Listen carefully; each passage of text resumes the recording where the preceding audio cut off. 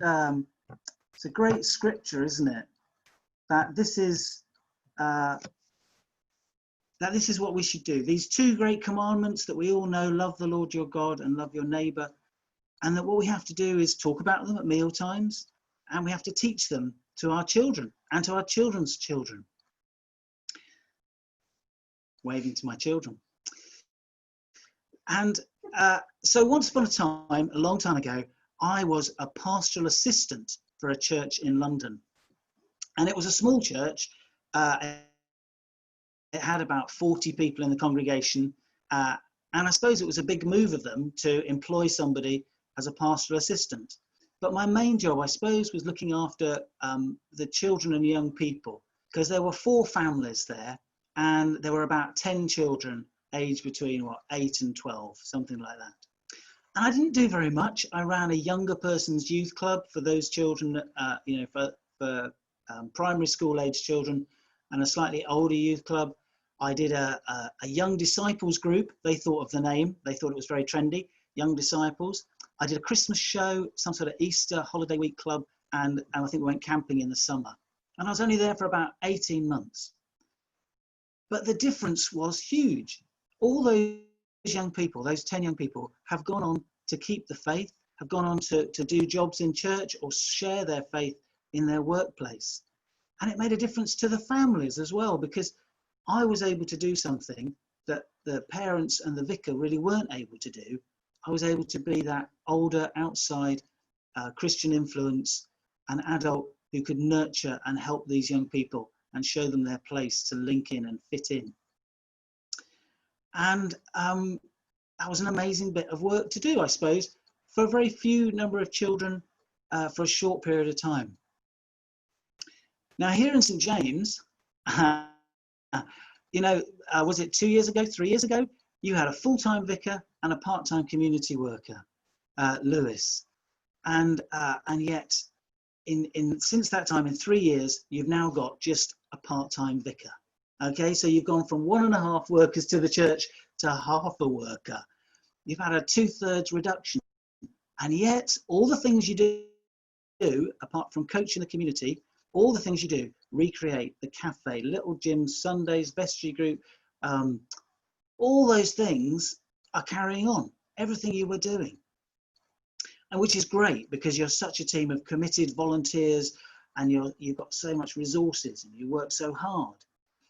And it means that your fringe of the church is quite big. So there's a core group to a church, and then the fringe around the outside in the community who know about the church and the things that go on. But what you're missing is somebody to pull people from the fringe into church. Because the job of the vicar or the paid staff is all about that time and relationships, so that you can be alongside people, alongside families, and then an extra pair of hands, to pull people from the fringe into the centre would make all the difference. Imagine if the person who did the assembly once a week in school also ran a prayer club in school.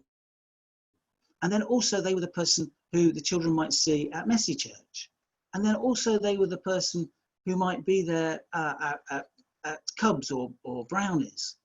And then also they might be the person who maybe at Christmas time got together a group from little gyms and vestry group and school, and they put on a Christmas production. And that this person would know the families and would have that kind of link with them. So if there were issues in the families and things they needed help with, they'd be able to do that for them. Imagine if this person also maybe, visited the baptism families and helped them to integrate into church and help support them in those difficult years when you've got little children running around and it's just hard to keep your own faith going and other people's faith as well. They could do all those kinds of things, couldn't they?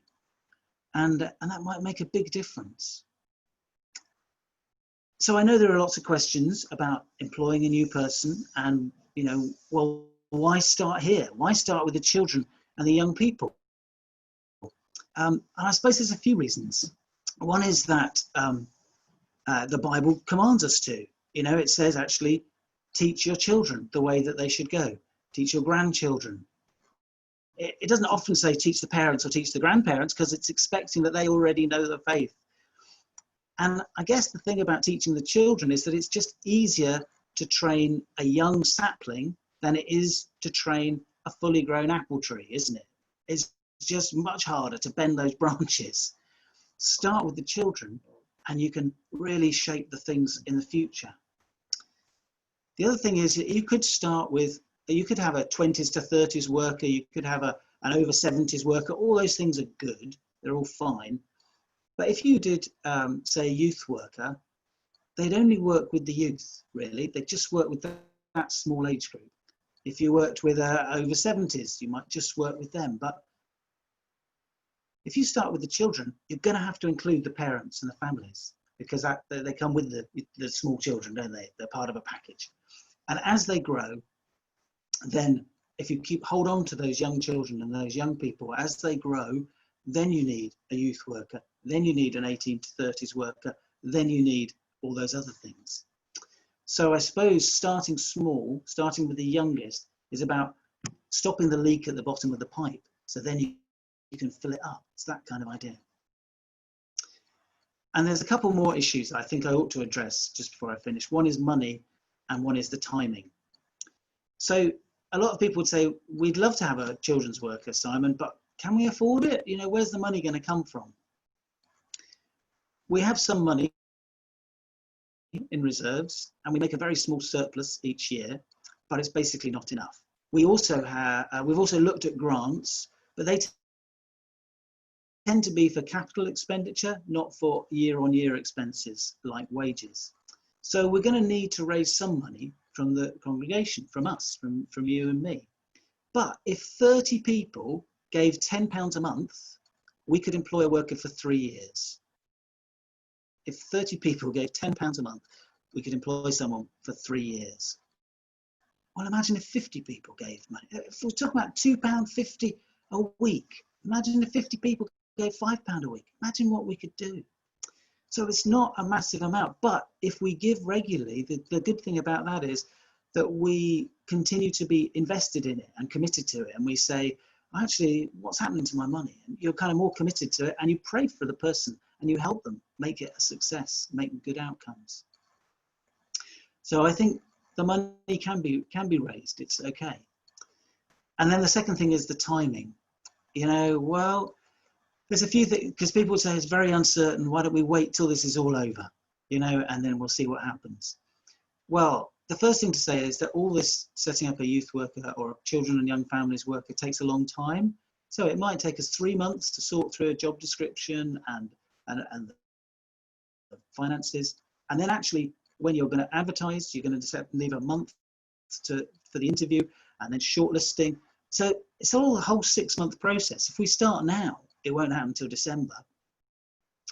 Secondly, it's nice to say, let's all go to wait till it all goes back to normal. But I think we're realizing that we don't know what it'll go back to, do we? And actually, if we're waiting for things to get reset, will that be next year? Will it be the year after? We just don't know. And in that time, our children will have grown up. So I think we should be trying to act now to see what will happen.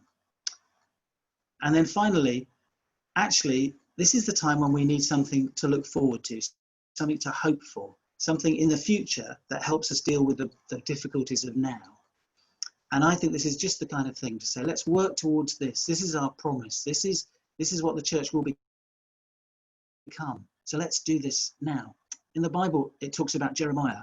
Before he went off into exile, God told him to buy some land. And Jeremiah was like, but we're not even going to be in Israel. I'm not even going to be able to see this land or use it or anything. God said, buy it as a sign that one day you will come back to this place. And I think we need a sign that the future of church, the future of things will continue. And so that's a really good reason to carry on with this project.